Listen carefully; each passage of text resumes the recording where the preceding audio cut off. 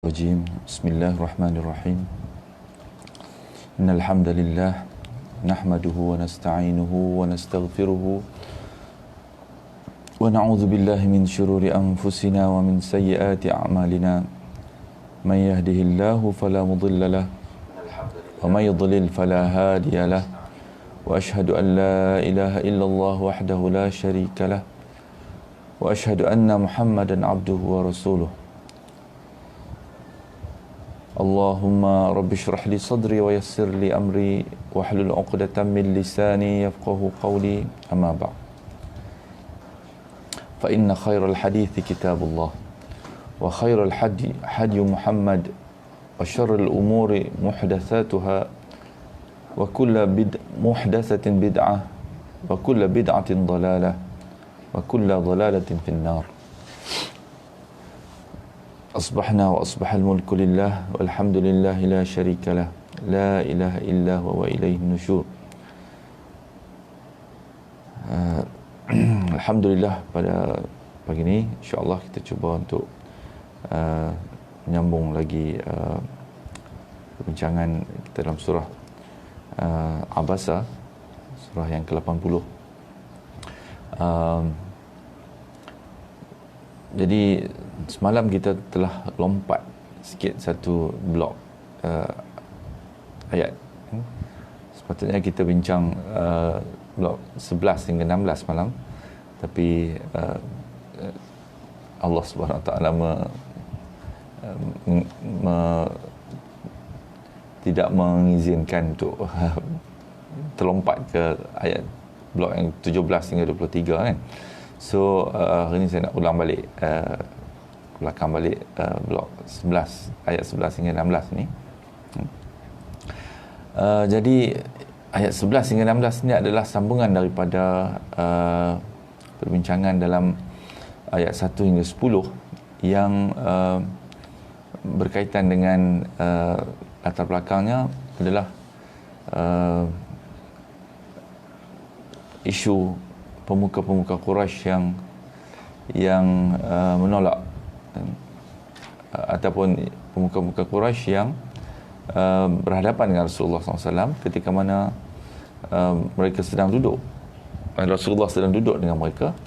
Datang Abdullah bin Maktum, seorang sahabat, yang sahabi yang buta kan? Dan Allah Subhanahu Wa Taala menurunkan teguran-teguran kepada sebenarnya kepada para pemuka Quraisy ni kan. Isunya adalah bagaimana Rasulullah SAW ataupun kita sendiri kan, menanggapi kedudukan ini kan. Ada dua kumpulan manusia. Satu, mereka yang datang untuk mencari petunjuk kan, yang menyediakan diri dia, hati dia untuk dibimbing oleh agama Allah Subhanahu Wa Taala, oleh ayat-ayat Allah Subhanahu Wa Taala, wahyu Al-Quran, menyediakan hati dia untuk dibimbing oleh wahyu ataupun ayat-ayat Allah Subhanahu Wa Taala ni. Satu lagi, di satu sudut lagi, satu kumpulan lagi adalah mereka-mereka yang merasakan diri mereka cukup kan? Merasakan diri mereka ada satu kedudukan yang tinggi kan, ada kemuliaan tersendiri kan? Kesombongan dan matlamat mereka berbeza dengan satu kumpulan lagi kan. Matlamat mereka tidaklah datang untuk mencari ruang untuk mereka meningkatkan diri mereka, membersihkan hati mereka, jiwa mereka kan? Maka Allah Subhanahu Wa Taala telah menentukan kepada Rasulnya supaya meletakkan sikap yang betul terhadap kedua-dua golongan ini kan. Satu sudut dia adalah ingatan kepada Rasul kan, supaya pengajaran kepada Rasul, bimbingan kepada Rasul untuk menentukan sikap yang betul terhadap kedua kumpulan ini. Di satu sudut yang lain pula sebenarnya dia adalah merupakan ingatan, bimbingan kepada manusia, kepada kita kan. untuk menentukan bagaimanakah sepatutnya keadaan hati kita, niat kita, ataupun tujuan kita apabila kita mendekati wahyu Allah Subhanahu Wa Taala, kitab Allah Subhanahu Wa Taala, ayat-ayat Allah Subhanahu Wa Taala ini. Dan Allah Subhanahu Wa Taala menghendaki supaya kita mendekati ayat-ayat Allah Subhanahu Wa Taala ini dengan hati yang menyerahkan diri, terbuka, kan, untuk menerima ayat-ayat ini supaya dia mengesankan kehidupan kita, kan. So ini adalah latar belakang daripada blok yang pertama yang telah kita baca. Kemudian Allah Subhanahu Wa Taala, kan, masuk dalam ayat 11 hingga 16, blok yang kedua ni dimulakan dengan a'udzubillahi minasyaitonirrajim. Kalla innaha tadhkirah faman syaa'a dzakara fi suhufin mukarramah marfu'atin mutahharah bi aidi safarah kiramin bararah. Kalla innaha tadhkirah, sekali-kali jangan begitu. Kalla, kita telah sebut dulu dalam surah-surah Makkiyah ni, perkataan kalla ni banyak sekali digunakan, kan? Kerana ini adalah satu perkataan yang amat mengesankan, kan? Sekali-kali jangan, kan? Sungguh-sungguh jangan buat begitu, kan? Maksudnya, kan, innaha tadhkirah, sesungguhnya innaha, ha ini seperti yang telah saya sebutkan dulu, merujuk kepada Al-Quran, kan? Al-Quran ini adalah satu peringatan, kan? Jadi peringatan ini, kan, dia tidak merujuk kepada tazkirah. Ini bukan tazkirah yang dimaksudkan dengan tazkirah yang dalam ayat sebelum ni Allah Subhanahu Wa Taala memberi ingatan kepada Rasul, tapi tazkirah ini adalah ayat-ayat dalam Al-Quranul Karim ini sebenarnya, kan, berisi satu bahagian penting daripada ayat Al-Quran ini adalah sebagai amaran, sebagai peringatan, nazir kepada manusia, kan. Jadi peringatan ini guna dia adalah supaya manusia ataupun yang mendengar ayat Al-Quran ini mengambil peringatan daripadanya, kan, menerima dan mengatur diri dia mengikut petunjuk Al-Quranul Karim, kan. Kalau tidak dinamakan peringatan, kan. So peringatan ni adalah mengingatkan kembali apa yang sepatutnya sudah manusia tahu, kan. Jadi bila mengingatkan balik, kan, sebab manusia amat perlu kepada, jiwa-jiwa manusia ni amat perlu kepada peringatan, kan. Jadi Al-Quran ini, turunnya Al-Quran ini adalah sebagai satu yang datang daripada atas, maka yang menerima itu duduk di bawah, kan. Manusia ni duduk di muka bumi ni. Al-Quran datang daripada celah-celah langit, kan, turun kepada manusia. Jadi dia datang daripada sesuatu yang tinggi kepada yang rendah, kan. Tapi kalau yang menerima di bawah ni, kan, menerima dengan keadaan hati dan diri mereka, yang jiwa mereka yang tidak tunduk kepada yang datang daripada atas, kan, yang menurunkan Al-Quran ini, dan penuh dengan kesombongan dan perasaan ketinggian diri mereka, maka tidak layak satu yang atas daripada atas ni nak datang kepada yang menadah di bawah ni, kan. Itu adalah implikasi daripada ingatan Allah SWT, kan. Jadi dalam blok ni Allah SWT nak menceritakan bagaimana sepatutnya jiwa manusia ni menerima Al-Quran ini. Faman syaa'a dzakara, maka siapa yang menghendaki, kerana dia adalah tazkirah, peringatan, kan. Siapa yang menghendaki, tentulah dia akan memerhatikan Al-Quran ini, kan. Siapa yang tak mahu, dia akan membiarkan Al-Quran ini begitu saja dalam kehidupan dia, kan. tidak akan memerhati dan melihat ayat-ayat, kandungan ayat Al-Quran. Jadi siapa yang ingkar, mereka akan mendapat menghadapi ketentuan daripada Allah Subhanahu Wa Taala, seperti mana yang Allah Subhanahu Wa Taala sebut di dalam surah Al-Kahf ayat 29, kan. Wa qulil haqqu min rabbikum faman syaa'a falyu'min wa man syaa'a falyakfur. Katakanlah kebenaran itu datang daripada Tuhan, daripada Allah. Siapa yang hendak, maka dia beriman, dan siapa yang hendak juga, maka dia akan kafir. Wa man syaa'a falyakfur. Allah tak kata siapa yang tak mahu beriman, tapi siapa yang hendak juga, sebab ini pilihan, kan. Siapa yang hendak juga, maka faman syaa'a falyakfur, maka dia kafir, kan. Jadi dua-dua ni atas kehendak manusia, kan. Siapa yang mahu, dia boleh pilih untuk beriman. Siapa yang tak mahu, ataupun siapa yang hendak juga kepada kekafiran, maka dia pilih untuk ingkar dan tidak memperdulikan ayat-ayat Allah Subhanahu Wa Taala ni, kan. Jadi Allah Subhanahu Wa Taala meletakkan pilihan itu kepada manusia, kan. Kemudian masuk, kan, apa yang sebenarnya kedudukan yang manusia perlu faham daripada Al-Quran ni, kan. Bila datang kepada Al-Quran ni, datang kepada menghadapi ayat-ayat Allah Subhanahu Wa Taala dalam keadaan hati yang merasai bahawa ayat Al-Quran inilah sebenarnya yang mencari manusia, kan? Mencari dia, bukan dia yang perlu pergi mencari ayat Al-Quran Karim ni. Dan ayat-ayat inilah sepatutnya diambil dengan penuh penghormatan, kan? Dengan penuh kesediaan hati, kan? Kalau tidak ada sikap yang macam tu, maka Al-Quran ni dia tidak akan meninggalkan kesan dia, kan. Allah kata, kan, ayat 13 yang kita baca ni, fi suhufin mukarramah.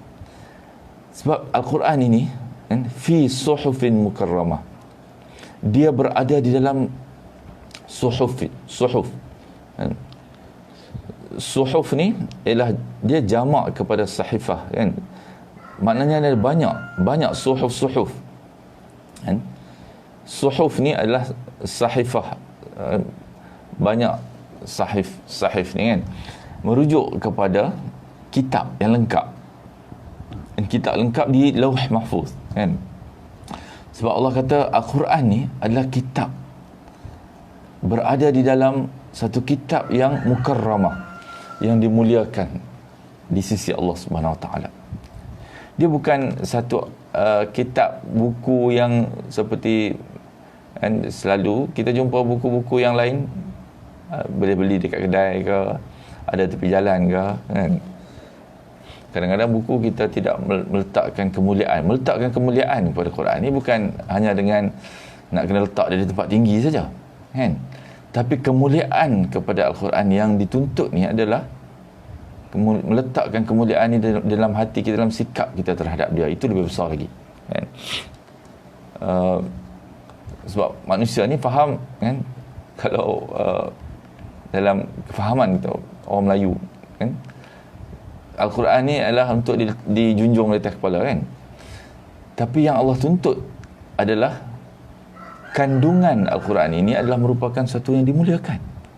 Sebab dia duduk fi suhufin mukarramah, di dalam suhuf yang dimuliakan. Mukarramah ni yang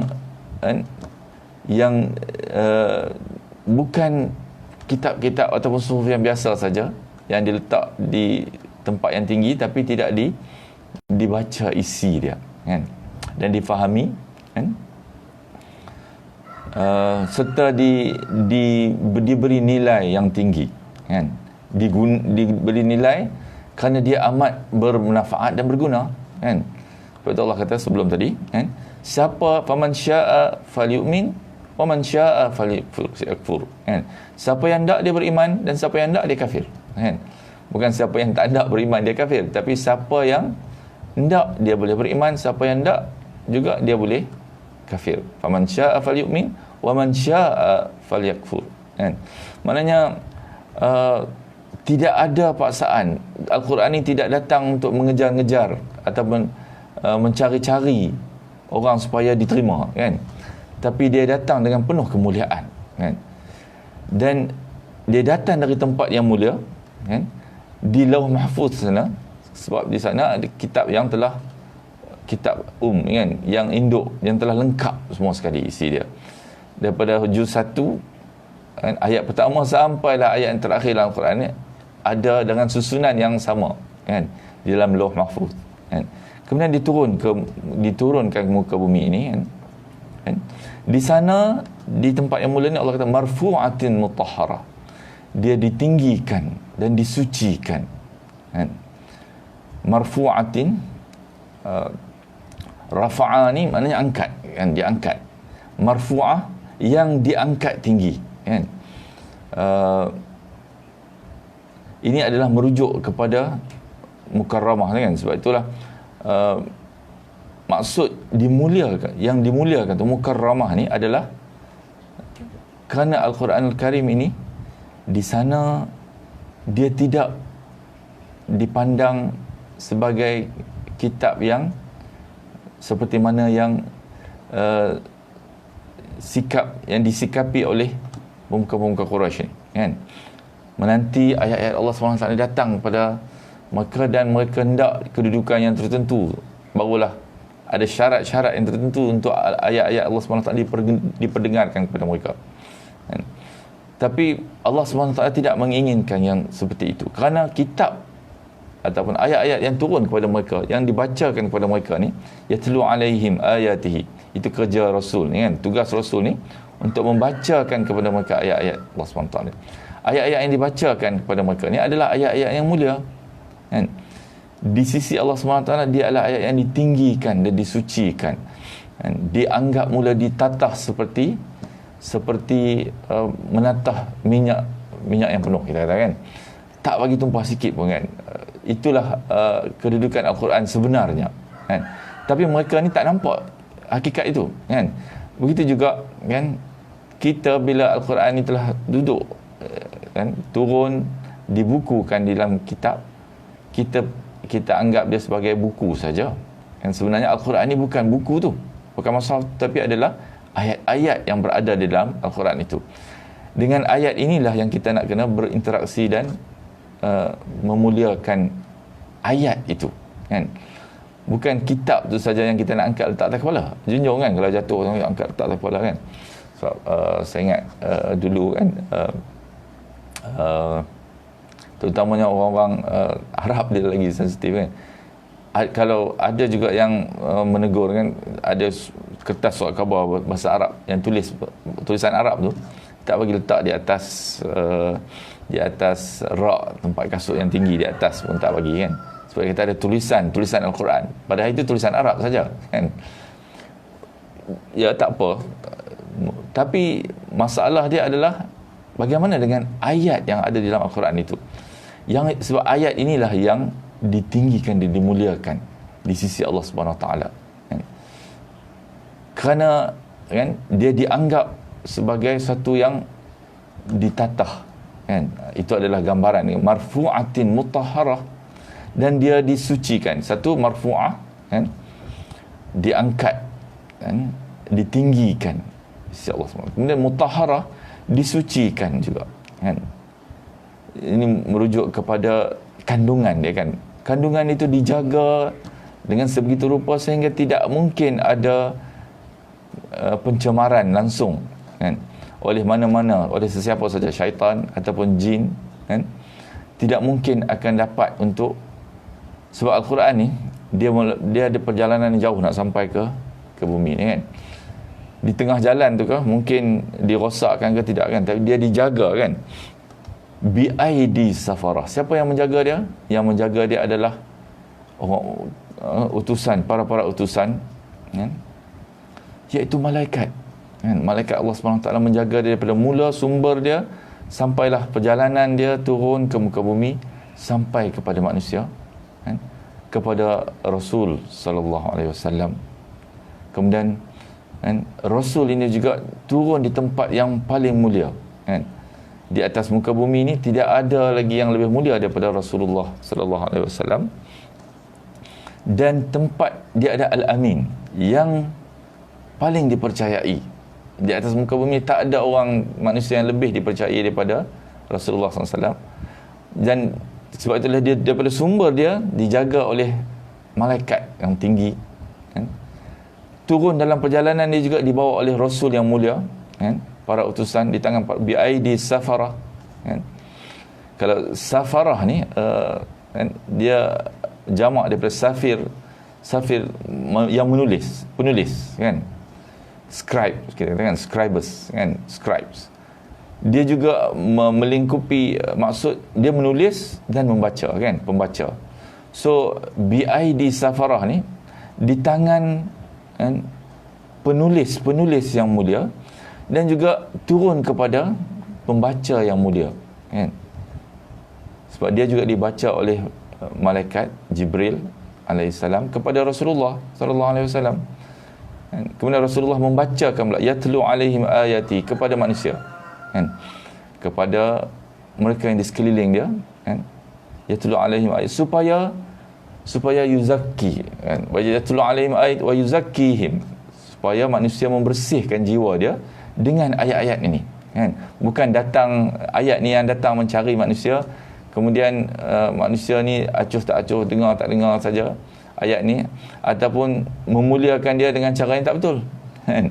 Bukan memuliakan ayat di dalam Al-Quran, tetapi memuliakan kertas-kertas itu saja, kan? Kertas-kertas tu kerana dia berisi ayat tu, memanglah kita tak boleh buang dia kata-kata, tapi yang sebenarnya memuliakan kertas tu ialah isi kandungan ayat itu, kan? Jadi ayat itulah yang kena dimuliakan, kan? Jadi ayat ni dia tidak layak hanya untuk dibaca tanpa difaham isi dia, kemudian untuk halau syaitan saja. Dia bukan untuk halau syaitan, kan? Ataupun ayat-ayat ni ditulis di atas apa kain apakah, dibuat tangkai azimat ke, dia bukan guna untuk itu, kan? Kerana ayat-ayat ni, kenapa Allah SWT jaga dia, kan? Dimuliakan, para malaikat ditugaskan untuk mengawal ayat ini. Dia seolah-olah seperti mana satu, kalau di dunia ni ada perkara yang amat bernilai, pastilah dia akan ada escort yang jalan dengan dia, kan, untuk turun, untuk dihantar ke satu tempat, ada escort yang akan polis contohnya akan mengiringi dia, ataupun tentera, kan, akan menjaga dia, mengiringi dia. Itulah bayangan ayat Allah SWT ni. Kenapa bila sampai di atas muka bumi ni, kan, ini adalah ingatan dia, kan? Kamu, kan, memandang bahawa Al-Quran ini perlu dibawa untuk dicari-cari orang yang merasakan diri mereka ni tinggi, istimewa, kan, untuk menerima ayat-ayat Al-Quran ni, kan? Itu adalah implikasi yang Allah SWT nak jelaskan ni, kan?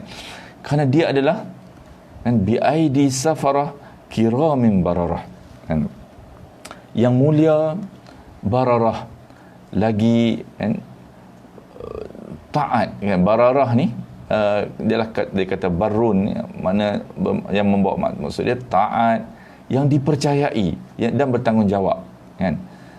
Dalam terjemahan ni tulis berbakti, kan, yang mula lagi berbakti. Dari kiramin bararah, kan, yang malaikat-malaikat yang membawa ni adalah malaikat-malaikat yang sifat mereka tidak diragui lagi, kan? Semua yang deal dengan ayat-ayat Allah SWT daripada mula sumber dia sampailah kepada muka bumi ni tidak diragui langsung, sampailah akhirnya kepada Muhammad sallallahu alaihi wasallam, Rasulullah. Dan, kan, yang lebih hebat lagi, daripada Rasulullah SAW turun pula kepada para sahabat yang juga ridwanallah alaihim. Allah SWT sendiri yang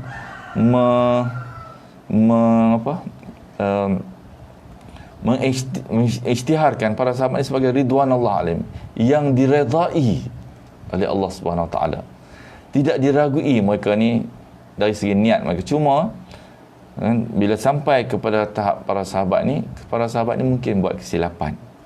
Itu saja, kan. Tapi Allah Subhanahu Wa Taala telah menjamin bahawa Al-Quran ni tidak akan ada kesilapan. Beza dengan hadis penilaian dia ada sudut-sudut yang berbeza sikit, sebab hadis ni mungkin sampai ke tangan para sahabat mungkin buat silap, lupa dan sebagainya, tapi Al-Quran ini dijamin oleh Allah Subhanahu Wa Taala, kan, bahawa dia akan turun tanpa ada perubahan. Tidak akan ada pencemaran dalam Al-Quran ni, melainkan pencemaran yang akan berlaku bila dia masuk ke dalam hati manusia yang, ataupun dia masuk turun di tangan manusia yang sikapnya tidak betul, kan. Inilah yang menjadi isu yang sedang disebut di sini, kan, dalam ayat-ayat yang kita baca, kan. Sebab itulah dia kata innahu, dalam surah Al-Waqi'ah ayat 77 Allah kata innahul Quran innahu laqur'anul karim. Innahu laqur'anul karim, sesungguhnya Al-Quran ini adalah bacaan Quran, bacaan yang sangat mulia, karim, fi kitabim maknun, dia adalah dalam kitab yang terpelihara, di Lauh Mahfuz, la yamassuhu illal mutahharun, tidak menyentuh dia kecuali orang-orang yang disucikan, kan. Semua yang deal dengan Al-Quran ni adalah orang-orang yang disucikan, malaikat-malaikat, Rasul sallallahu alaihi wasallam. Sebab itulah bila dia turun daripada Rasul kepada kita, sampai kepada kita nak kena mensucikan diri kita supaya kita boleh pegang Al-Quran ni, ataupun sebab itu maksud illal mutahharun ni, kecuali orang-orang yang disucikan ni, kan, orang-orang yang suci, kan. Ada yang pendapat yang kata bukan semesti suci fizikal ni saja, kan, mengambil wuduk dan sebagainya, tapi adalah suci dari segi persediaan kita keseluruhannya. Hati yang nak masuk Al-Quran ni juga suci, sebab kalau tidak, rantaian kesucian tu dia akan putus, kan. Akhirnya sampai kepada manusia ni hilanglah, dia tak jaga lagi kesucian, sebab dia tidak menghargai Al-Quran itu selayaknya seperti mana yang Al-Quran itu dihargai di langit sana, kan, sebelum dia turun ke bumi ni, kan. Ini adalah teguran yang amat besar, yang, kan, Allah nak menjelaskan bahawa Al-Quran adalah kitab yang nilainya tinggi dan kedudukannya istimewa. Kesan dia tidak layaklah Rasul SAW untuk menyampaikan kepada kufar, mereka-mereka ini, satu yang bernilai tinggi, dimuliakan dan agung, dengan cara merendahkan diri, kan. Jadi ini bukan cara Al-Quran disampaikan kepada manusia. Begitu juga kita, kan, bila nak, sebab Al-Quran ni tak boleh tengah-tengah ada kenduri ke, kita pasang kuat-kuat baca, orang semua tak peduli, orang semua duduk sembang dan makan ingat fokus kepada makan, tapi Al-Quran yang sedang dibaca itu tak dibagi perhatian, kan. Itu tidak layak untuk Al-Quran, kan? Itu implikasi dia, kan. Al-Quran ini kena dibacakan, didengarkan dalam suasana yang dia dimuliakan, kan, diagungkan, kan. Bukan dengan cara datang dengan cara Al-Quran ni datang dengan keadaan dia rendah daripada orang yang nak menerima dia. Orang yang nak menerima tu kena rendah daripada Al-Quran. Ini yang Allah SWT nak jelaskan ni, kan. So Al-Quran ni dibacakan kepada mereka dengan percuma, kan. Maka kalau pemuka-pemuka Quraisy ini tidak menghargai dia, ia bukan tugas Rasul untuk cuba memujuk dan memenangi hati mereka supaya menerima Al-Quran. Biarkan mereka, Allah SWT akan deal dengan mereka. Dan implikasi dia adalah sama juga kepada kita, kan. Siapa-siapa yang tidak mahu memerhatikan, afala yatadabbaruna al-Quran am ala qulubin aqfaluha, kenapa kamu tidak perhatikan tadabbur Al-Quran ini, ataupun ada tutupan di atas hati kamu. Sebab itu menjadi kehairanan, kan, kepada Allah SWT turun ke ayat ni dalam bentuk hairan kepada manusia ni. Kenapa tak perhatikan Al-Quran ni, sedangkan Al-Quran ni adalah kitab yang dimuliakan, disucikan, kan, diangkat, ditatah bagaikan minyak yang penuh di tempat dia, sumber dia, kemudian dijunjung diarak turun ke muka bumi ni oleh rombongan-rombongan yang suci, mereka-mereka yang disucikan oleh Allah Subhanahu Wa Taala, kan, dijaga sampailah ke dalam jiwa yang suci, kemudian sampai kepada manusia yang lain, kita telah merendahkan kedudukan dia, kan. Jadi layaklah kita akan dilaknat oleh Allah Subhanahu Wa Taala bila kita tidak menghargai Quran ini sebagaimana sepatutnya, kan. So Al-Quran ini adalah kedudukan Al-Quran yang dimuliakan, mukarramah, kan, kerana dia dijaga daripada mula sampai ke akhir, kan. Dengan kemuliaan dan ketinggian Quran ini, maka dia tidak layak dianggap sebagai bahan murahan yang penjualnya terpaksa berkompromi untuk memastikan lakunya bahan jualan ni, kan. Al-Quran tetap dalam kemuliaan walaupun manusia tidak menolak dia ataupun tidak mempedulikan, acuh tak acuh terhadap isi dia, kan. Inilah peringatan sebenarnya, kan.